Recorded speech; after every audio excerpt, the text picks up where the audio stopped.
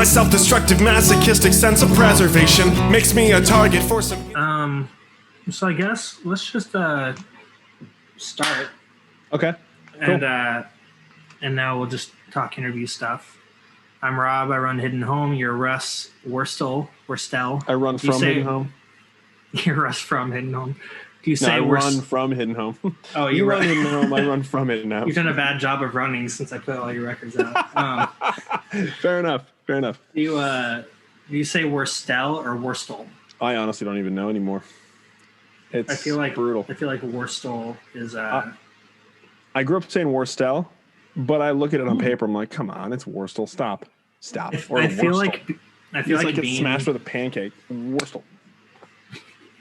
I feel like being from the West Coast, that accent is Worstell. That's what you're supposed to say. Yeah, I mean that seems right to me. I grew up saying Worstell. I know like is derivative of Vestel, which is like a German sausage of some sort, I think. So they were my great ancestors were either butchers or porn stars. Sick. But I think the porn 14th star century thing, porn stars. Oh yeah. I think that fits your build and your.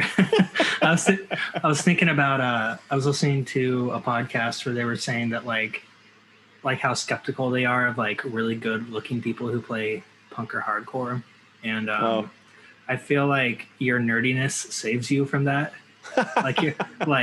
You're just too classically handsome. And you've really played into it the whole time I've known you, which we'll get into. But I think that you, because you've just always been such a nerd and such like an underdog kind of guy, it's just really counteracted the. It's really like made your place in this much more natural, and like you fit really well into this stuff where, maybe you wouldn't if you had known how handsome you were your whole life, and if you had dressed. It's weird. Like it's like a handsome guy. I know that it's something that's always uncomfortable for me to talk about, but I'm trying to like get better about all that stuff. Just trying not to be uncomfortable. Just talk, don't worry about what anyone thinks or what any of that happens or how any of that falls, I should say. Mm-hmm. Which I've gotten good about a lot of it, but I still have self-image issues that make it tough for me to talk about that. So I don't know. I mean, I leave all of that to other people. I am flattered. I appreciate it. I have the only thing that I've heard people say is I look too much like a middle school substitute teacher to play in punk rock bands. I feel like a lot of punk rockers end up becoming middle school substitute teachers. So I love that.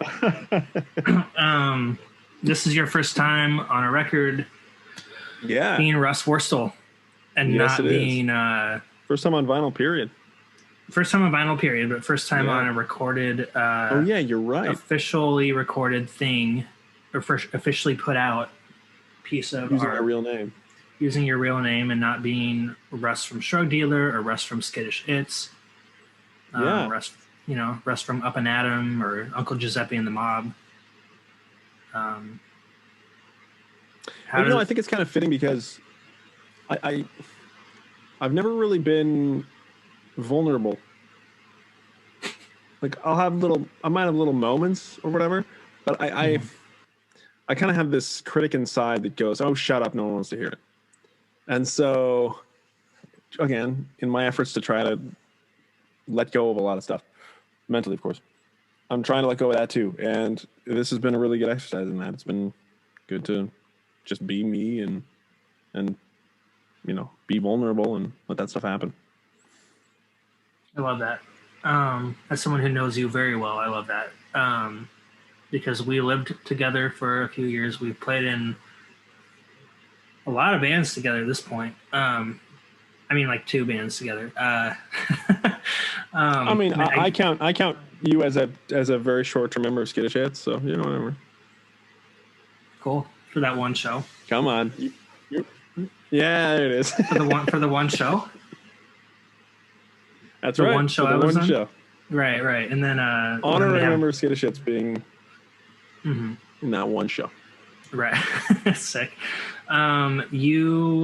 Okay, so this is your first time doing like stuff as Russ Worstell. A lot of people don't know this. Seth brought it up in his interview, but it's not your first time being in an acoustic project, which most people will not know or believe. But you and I've heard the song.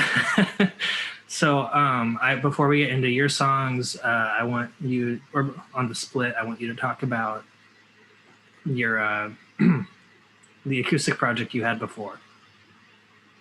Seth described it as morbid. Okay. And I also want you to talk about your Hot Topic show. Oh, so. Okay. Now I understand. Okay, so I technically did collab with Seth on one song, where he and I he wrote the song. He gets the credit for writing the song. I was involved in some of the instrumental writing, I'll say, and I put a little acoustic guitar into it. He put out a single called "All Along," and I honestly don't know if it made it on if it was on one of his records.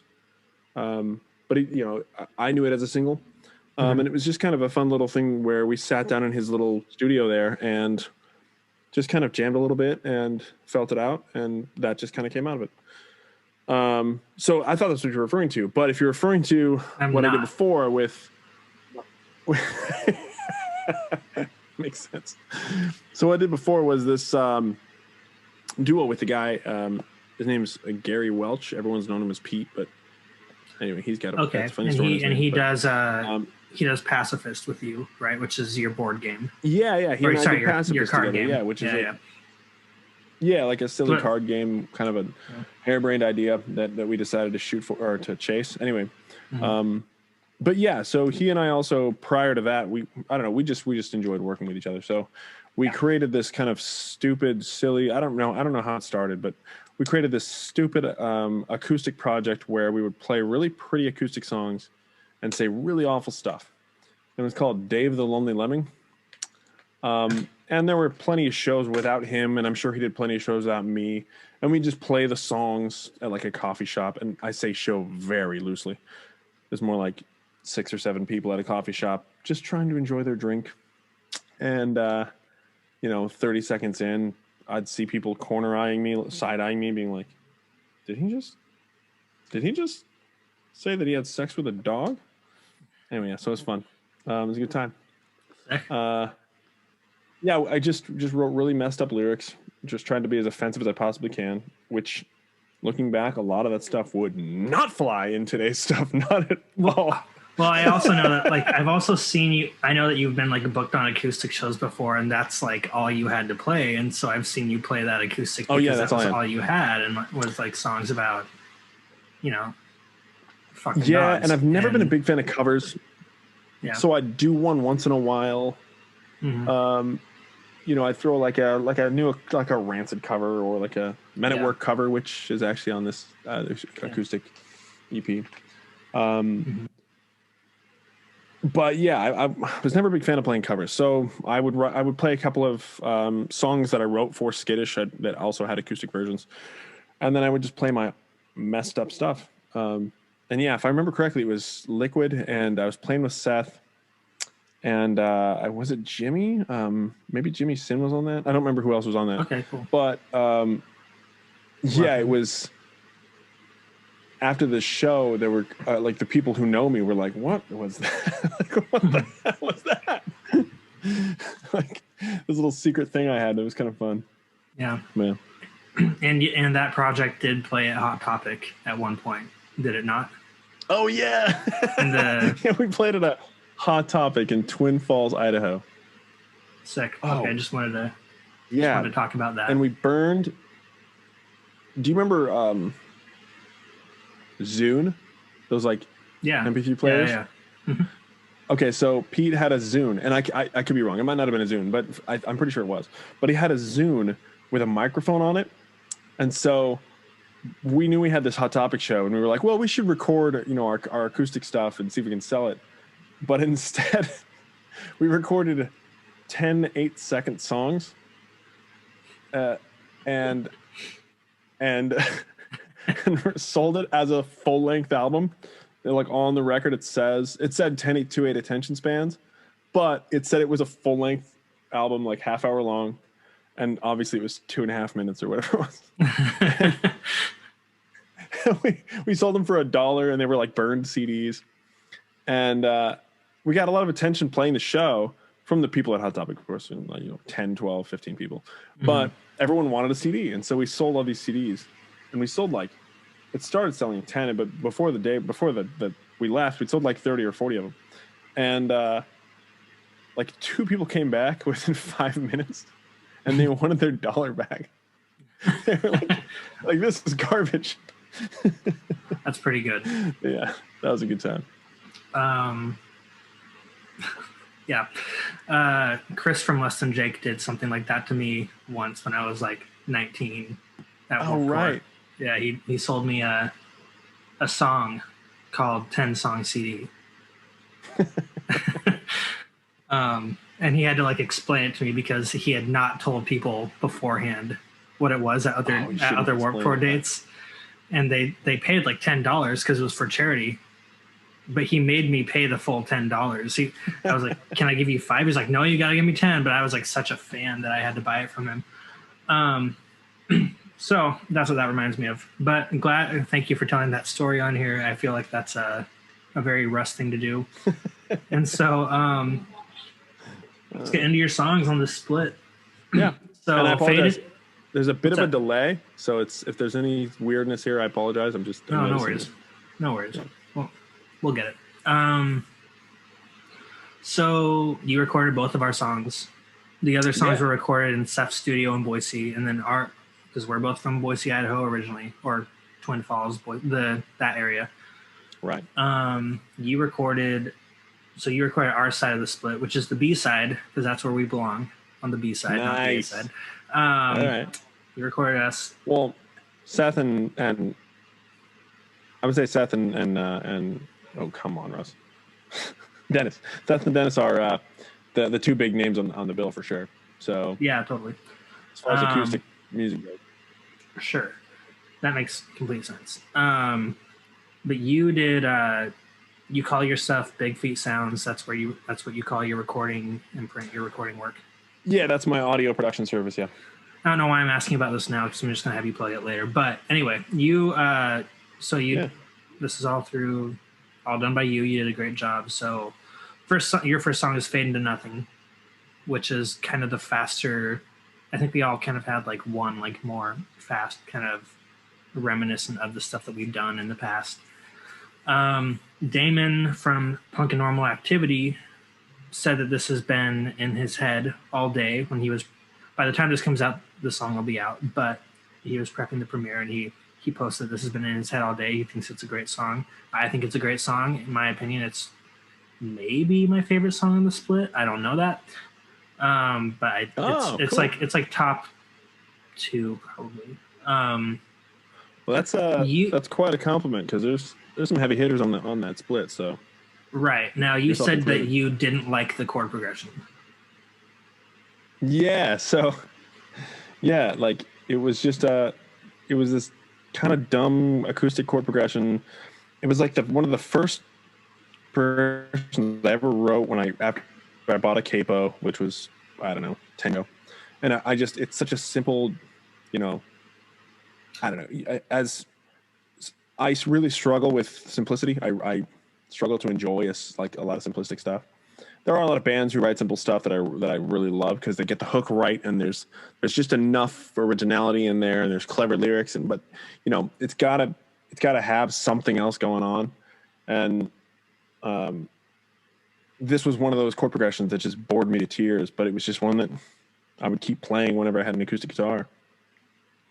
So yeah, it felt first of all I had to use it just to get it out of my head, but pairing it with essentially what was a stream of consciousness, just blurted out garbage that I assembled later into some semblance of a message. It just seemed to work. So,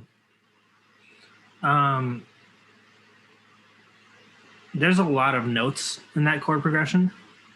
So is it just the fact that it goes like da, da, da, da, da, da, da. Like, is it just the fact that it's so obvious, like where the next choice is in the chord, or like? Yeah, well, that intro part is the obvious one, and then I added pretty notes in for sure, like later, but the progression it's that I don't even remember what key it's in, but it's in. I'm essentially playing it with a capo up. I think it's on the 4th fret, if I'm not mistaken. But I'm basically playing a CGF whole thing through, and it was one of those that it's just felt really basic, and I and I'd play it slower back then, and write it, that folky kind of thing, and do it slow. But this time it just felt like slamming it, hitting it fast, and then just adding some simple leads in there was enough to at least make it not a pain to listen to. Right. Right. Yeah. Well, cool. And it felt like one of those that with the lyrics, with the patter of it, it needed to be simple chord progressions. So it was like, okay, this'll do. And I'm so glad to get that silly, stupid chord progression out of my mind, because that happens to me all the time, where I'll come up with some sort of song idea, and it just repeats and repeats and repeats until I write it and put it out. Then it's gone. And so far that's been the case. So yeah. And you have a lot of words in this song, which you kind of talked about. And you said it was like a stream of consciousness. Yeah, I wrote the whole thing in 10 minutes at the most. You're just like, sorry, you're cutting up. What? One sec. Give it a second. So I used to do, and I should probably do it again, but I used to do. Oh yeah, did we get stuck? Go. Sorry. We're back. Yeah. Okay. Yeah. So I used to do writing exercises where I would just write for 10 minutes a day. Every morning, right when I wake up, I just write, and it didn't matter what it was, just put words on paper. So I used to do that. I haven't done it in a while. I really should get back into it, but that was one of those days. I just wrote, and there are a lot of times where I wake up with this cynical voice that kind of says, some version of "you suck" to me. And so it's for a different reason or whatever. I just wake up. It used to be "get up, you're worthless." That was one of those like sentences that the back of my brain would shout to my consciousness, if you will. And and so that was one of those mornings. I just woke up with that, like, screw it all, this day already sucks, and I just woke up kind of vibe, and did the writing exercise there. And that was, it's definitely I don't know if I would call it anxiety, but it's a song about kind of anxiety. I mean, I think anyone who knows you knows that you're pretty self-deprecating in the way that you talk about yourself. And I've loved knowing you and seeing you like start to address that and overcome that. But like, yeah, even like an R band Shrug Dealer, it comes up in songs like, like Writer's Block and The Lanes both have, Yeah, you're right. I didn't think of The Lanes like that, but it's so true. It is like, it's me trying to get over that and confront that and be better than that, if you will. But Writer's Block is definitely, one of those. I can't write a song. I suck at writing songs. I'll never get this right. Let's write that. Which is really funny, because like people like me look up to you as a musician, and I think a lot of people know that. Like I think a lot of people that we mutually know think that you're a really good musician, and I think that it's funny, and that you're good at a lot of things, and that you're a really great dude. But it's funny because like you talk about, you wear that on your sleeve. I think you're really learning to open up about that and wear it more vulnerably, and like try to like actively not always be talking shit on yourself, but right. And I think I've enjoyed seeing that. Well, I have you to thank for a lot of that, because you're one of the people who kind of made me aware of how poisonous that is to the people around me and not just myself. And so that was kind of eye-opening for me, because it was kind of like the thought was, my self-deprecation, my self-destructiveness, never quite physically, but definitely mentally, is my problem and doesn't and won't affect anyone else. So I never really thought to address it. And you kind of helped me see that that yeah, it does. I mean, poison is poisonous, and that's you know, I know it sounds overtly simple, but I needed to hear that, and I needed to hear that from someone I trust and respect, and so you've helped me a lot with that. Well, I've been learning that too in my own way, in my own life. So I'm glad that demons. Yeah, for sure. So anyway, yeah, this song is really awesome. It's one of my favorite of your songs. I think. I don't know. I like a lot of your songs. But moving. So then you go from like this kind of fast, like punky song over to "Take Your Time." Do you want to talk about "Take Your Time," like what it's about and stuff? Yeah, no, absolutely, yeah. Okay, cool. I do. I think you know, I've dealt with loss a lot in my life, and I've learned that for me, being open about it is the easiest way to both heal and grow. So yeah, especially with stuff like this, I'm an open book. Yeah, so "Take Your Time" was it was written. I flew back after seeing my father on his deathbed at the time. We were all pretty sure he was going to pass, but he kind of had a knack for not quite giving up. And I guess it's kind of an ironic thing to say, because he's somebody who we trying to think of this posthumously, trying to do as much respect to any life as I can here. So for him, he was somebody who did give up on trying to overcome the adversities that fell on him, and the trouble that was going to be raising us as a single father. Mm-hmm. But he still had a self-preservationist streak enough in him to never quite kick the bucket. I know that's really morbid, but but he was in the hospital. He drank himself pretty much, you know, as we saw, he drank himself to death 4 times. Yeah. So he was in the hospital 3 separate times prior to this for the same reason. And you know, we rallied around and tried to give him help and tried to get him an AA and all that stuff, and it would work for a spell, and then he'd fall back in, and so this 4th time there was kind of again, it's really hard to share the perspective, but there was kind of for the sake of your own relief, it's time for you to go. It's not about us. It's not about any of that. We just saw someone who was suffering so much, and the suffering compounded on itself every day. And over the course of 20 years, it's just, he woke up every morning as if what had happened, which was my mother, his wife's passing, as if what had happened was yesterday. And he never quite got, and like I said, every day that he woke up with that pain, I'm not sure why. I guess if I were to guess, I would guess it's because, much like myself, the disappointment that he felt in not having overcome it made it worse every day. And so I have I have that part of me in my head that says, if you don't go above and beyond what your expectations are, even of yourself, you're worthless. And that's that kind of cynical part of me that I'm working on. But it wouldn't surprise me if there was some parallel there with him. Mm-hmm. And yeah, he was just miserable. So there was as a family, we just wanted peace. We wanted, not for us, but for him. And so this song was kind of, I'd come home back to New York, and while my family was with him, on what was his deathbed, I wanted to be there for my family. And so it was kind of me trying to capture what I imagined they would be thinking as they were sitting there next to him. And yeah, I mean, it was what I was thinking when I was there. I just wanted him to finally stop hurting, But yeah. Well, thanks for explaining that. Yeah.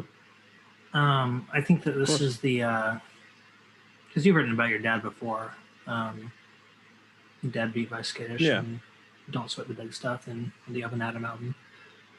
And this is this is a completely different tone than both of those songs, and a completely different. I don't want to say like.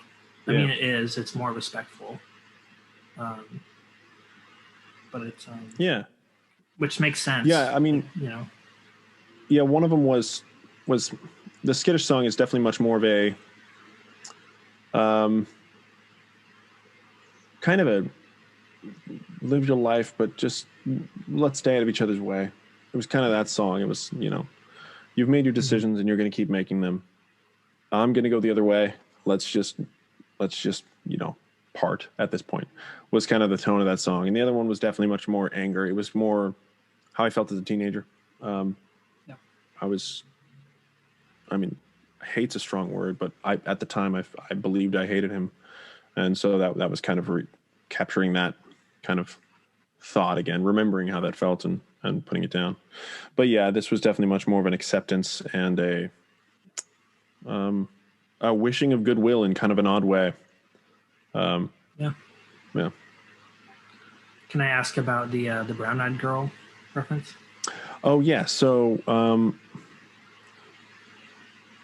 my sister was the one kind of, her and her husband, David, who's just I mean, if he ever sees this, he's, you know, I would want him to know he's an incredible man. He's something like, I could not have asked for someone better for my sister to be with. She's lucky. And, you know, anyway, he took on a lot of the burden. He was there for a lot of it. And, you know, he didn't even know my dad. I mean, maybe in passing, but nothing past that. And his willingness to just, you know, shoulder a lot of that for the family was incredible. But anyway, my sister was kind of, she was there for a lot of it. And for a lot of his last days there. And she had I think she brought in a boombox or something, and she just had some sort of playlist going. And I believe my dad had talked about how, you know, growing up, he talked about how Brown Eyed Girl was like he felt like that was a song that he would have dedicated to my mom. And this is when they were both alive, and they were, you know, as we saw, I was very young, but as I saw, they were this happy couple in love. And they were both very musical. And my dad was somebody who played guitar as well. And he learned that song, and he'd play it sometimes to her. And he kind of just felt like it was, you know how couples have their song? That was one of those that I don't know what their song was, but that was one of those that if I had to guess, it'd probably be that. But anyway, so she has the music going, and by her account, that song was playing, and she watched our father kind of have this tremendous sigh and finally just go.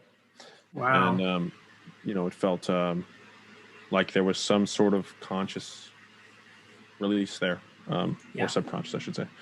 And yeah, so that was like a moment where it was, it just felt like it had to be, you know, noted. And so, yeah, felt like a good fit for that part of the song. Well, thanks for sharing that. Yeah. I'm not going to, you know, dampen the mood, but this song is super beautiful. Your guitar work on it is amazing. Your backing vocals on it are perfect. I think that you captured the mood of everything you just said really well in it. Well, thank you. As someone That's another one of those chord progressions I've never liked, by the way. Yeah, me either, actually. Just had to get it out and be done with it. That's something that because I knew you when you started writing like sincere acoustic, or sincere like, yeah, I guess like vulnerable songs on your acoustic guitar. Like you found yourself when you were writing about like personal trials. You found yourself using musical things that you would not have done before. And I know because I play in bands with you, and sometimes I'll bring you ideas, and you'll be like, "Oh, I don't like that," but like these were things that I thought were, and every time you've noticed it, you've been like, for some reason, like I feel like I need to use this chord progression for this song, which is you know, it's like I try to And again, this. I think this kind of all ties into me just working on myself, but like just letting. It was kind of a just let it happen. You can change it later. Just let it happen. And when it was over, it just felt like it didn't need to be changed. Yeah, totally. Yeah. Why fix what's not broken? Yeah. So the the last song you did was "Overkill" by Men at Work, or Colin Hay, depending on what you're into. So yeah. Actually, full disclosure, this is might be an embarrassing admission here, but I've actually never. Before I decided on this song for the split, I'd actually never heard the Men at Work version.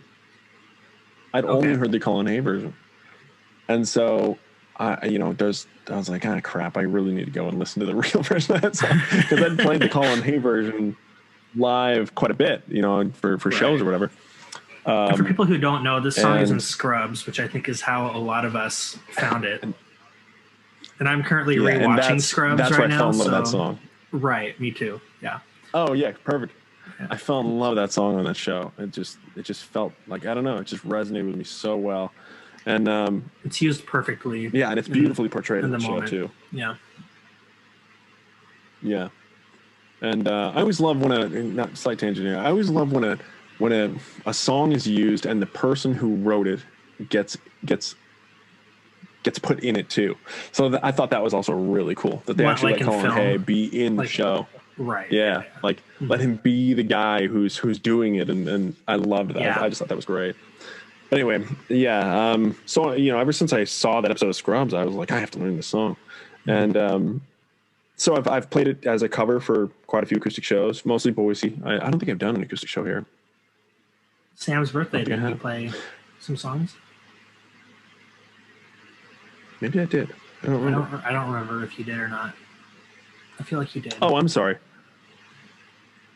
Maybe I did. Yeah, that seems right. I think I did do a couple songs. Shout out Sam, Samantha Poland. But yeah.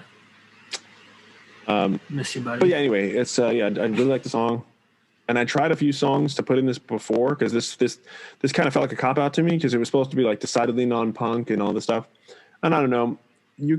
Someone could probably make an argument that Men at Work had some sort of like a new wave kind of yeah, like they might have been in some way connected, and that felt a little wrong. But I tried quite a few songs, and I just didn't like what I was doing with them. Yeah, and I really liked that Men at Work song, and I don't know if I did it justice, but it still felt good to do it. I noticed that. I mean, it's not like the most unique chord progression in the world, but I mean, it's got the descending thing. That Guy by SKiTTiSH has a very similar chord progression in the middle of it. I think that. Oh yeah, it totally does. Something. Just that chromatic fall. Yeah. Yeah, and like I know that like pretty much every song I use for Shrug Dealer, or that I write, every song I write has some kind of a rise or fall in it. Yeah. I think it's hard not to. It just sounds great. I think Patrick Porter from A Very Special Episode, which is a New York band that we play with a lot, I think he pointed that out. He was like, you guys, he's like, oh, I'm noticing these things that you guys do. But yeah, like I think that it's really perfect in this song, especially, okay, so like acoustic songs, acoustic music does not do well with power chords, generally, in my opinion. And this song uses power chords very perfectly in how it uses it, and I think that you did that. I think you did it justice. I was going to ask actually if you based it more on the Colin Hay or the Men at Work version, but it sounds like you based it more off the Colin Hay version. Did you? Yeah. You have a lot of like guitar interplay on it, and not just like guitar harmonies, but actual like guitar interplay that's panned during the solo. Yeah. Did you base any of the backing parts or the guitar parts off the original? Yeah. So, I don't remember how much guitar work I played off the original. I'm sure there was quite a bit of influence there, because I really did like the original version a lot. It was like it was almost like I can't think of an analogy, but it's I love finding something you already love, but a different thing or version of it that you can get stoked on all over again. And the original version of that song did that for me. I was like, I've heard that acoustic one, the Colin Hay one, so many times. Like I had it on playlists. Yeah. There were numerous radio programs where he'd be a guest, and I'd go find it, and I want to hear him play it on the radio. And I don't know, I just love that song. And so when I heard the real version, there was a small part of me that was like, it better hold up. Like, but it was great. I got stoked on it all over again. So now that song's on my regular rotation, the original version of it. And there's definitely quite a bit. I don't know if quite a bit. There's definitely some guitar play that was influenced, but a lot of the vocal back stuff was pulled straight from the original version of the song. I was like, okay, I love that harmony. I love that. I'm going to do that. I'm going to borrow that. I'm going to take that. And so, yeah. Okay, cool.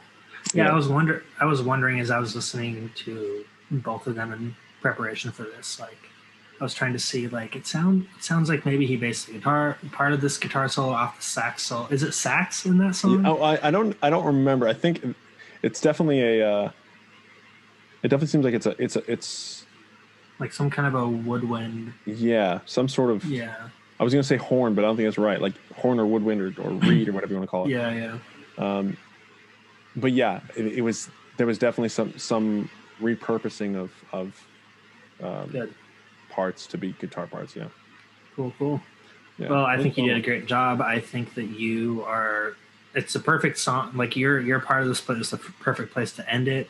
I think Seth sequenced it, but I think he did a really good job sequencing it. Yeah. And I think that I love everything you've done, I think, musically. So I was stoked on. I'm stoked. I don't know. You never heard my psychobilly stuff. I haven't heard Trinomicon that much, but I'm sure it was great. It was fun. I don't know. Yeah. I mean, when I met you, you still looked like a psychobilly guy. I was all tall and coiffed and all that. You had a dice sticker on your guitar, I think. Oh yeah. Still have that. So anyway, I think that's all about the songs. What do you got going on? Like we have the Shrug Dealer EP coming out later this year at some point. Yeah, the Shrug Dealer EP is coming out. Infested. Excited to get that out. By the time the acoustic album drops April 8th, we should be kind of at a home stretch for releasing that. So I'm excited to get that out. I definitely am growing and expanding my tech and gear and basically everything with Big Feet Sounds. So I'll be making a hard push to grow that shortly. And that's basically just full audio engineering from recording to mixing to mastering. I've got that. I guess right now that's about it. Oh, Something Bitter, I guess I could talk about. It's a little solo project so far that it's just kind of songs that I don't know where to put them. So it's turning into kind of its own thing. But it's it's another. Hopefully, it becomes a band at some point. But otherwise, it's just going to be me writing and recording all the parts. Cool. But yeah, that's about it. Sweet. And you just got a dog? Oh yeah, got a three-legged dog named Clyde. He's the best. Very cool. I mean, everyone says about the dog, and everyone's right. Dogs are the best. Yeah. He's a good dude. He's he's a happy boy now. He suffered a gunshot wound in Mississippi, and they had to amputate a leg, and oh my shrapnel gosh, was in his foot after that too, and yeah, he's been through hell, but that all that's over. He gets to just lounge around and be cool until he's won now, so he's got a good 8 or 9 years left at least before we have to start worrying about him. So, wait, he's won and he's been through all of that already? Yeah, in 1 year he went through hell. Oh, they think he was a stray. Yeah, that sucks. And he wandered on somebody's yard and got blasted him, and ended up from Mississippi to New York, and now he's in a happy home. So people have watched this far, don't shoot dogs. Oh God, yeah, please don't shoot dogs. I feel like Bob Barker should probably have tagged that on the end of please spay and neuter and don't shoot your pets. Yeah, yeah. Because from what I'm gathering, there's a lot of that happening. And it's not okay. It's not okay. Like, I don't know, it's brutal. It's brutal. There seems to be some cultural Mississippi-ish in some places. Yeah. I'm trying not to me too. mislabel or misunderstand or I could be given false information as to regional and cultural reasons or whatever. But there's a lot of it happening, and it definitely deserves people's attention and deserves to be stopped. Yeah, and I don't care if you're a guy with a porch who's not trying to shoot dogs, or who's shooting dogs, or if you're a cop who's shooting dogs, because that happens a lot too. But if the dog's not attacking you, don't shoot the dog. And I think that that's something that we can stand for. I am regretting where this is going. So, this is just getting weird. I love that you just said don't shoot dogs, and then you smashed to I'm regretting. I regret telling people not to shoot dogs. But seriously, please don't shoot. Yeah, dogs. fuck it, don't shoot dogs. I don't take it back. Don't shoot dogs. Anyway, thank you for. Rob and I get into tangents a lot, so thank you for 8 or 9 years of friend. A small taste of how it goes. Fuck. Yeah, dude. Look forward to more. 2012 probably was when I met you, I think. So. Yeah, it was 2011 or 2012. I can't remember, but yeah, it's been coming up on 10 years now.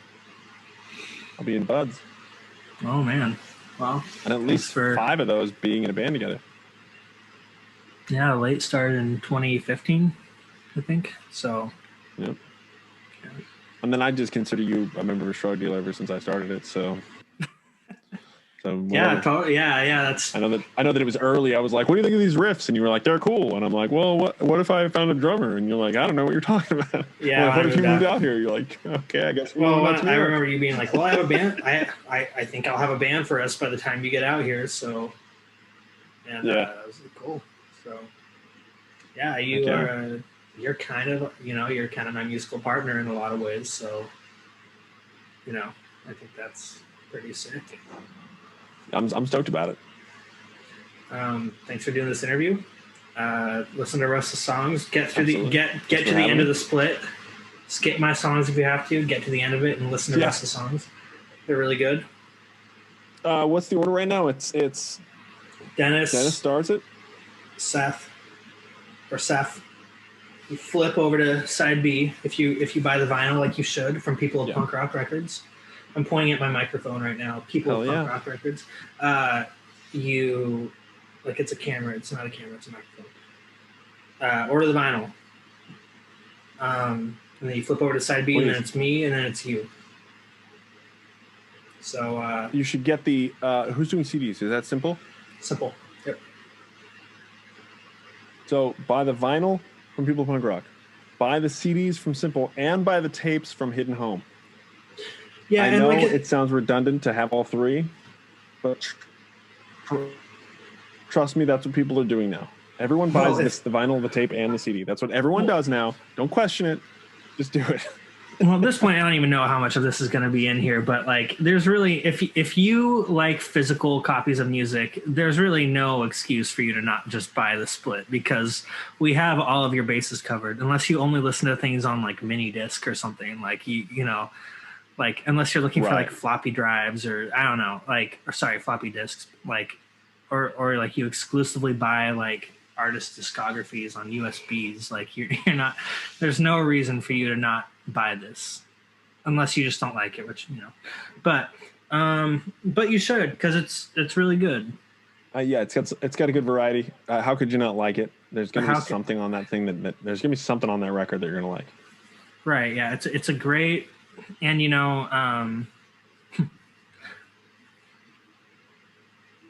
you know, I mean, the world didn't need more white men with acoustic guitars putting out music, but we. You're very right. But as far as white guys with acoustic guitars goes, like you don't need to listen to Jason Mraz anymore. You don't need to listen to. Yeah, that's true. Is Jason Mraz? He's white, right? Fedora guy, right? He had a fedora, right? Yeah. Yeah, then he's white. Okay.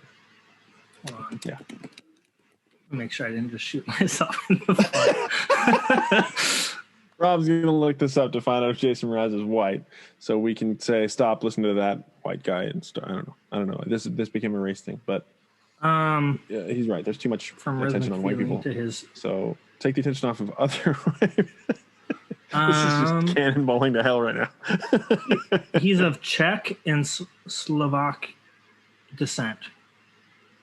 All right. Well, so white and white. Gotcha.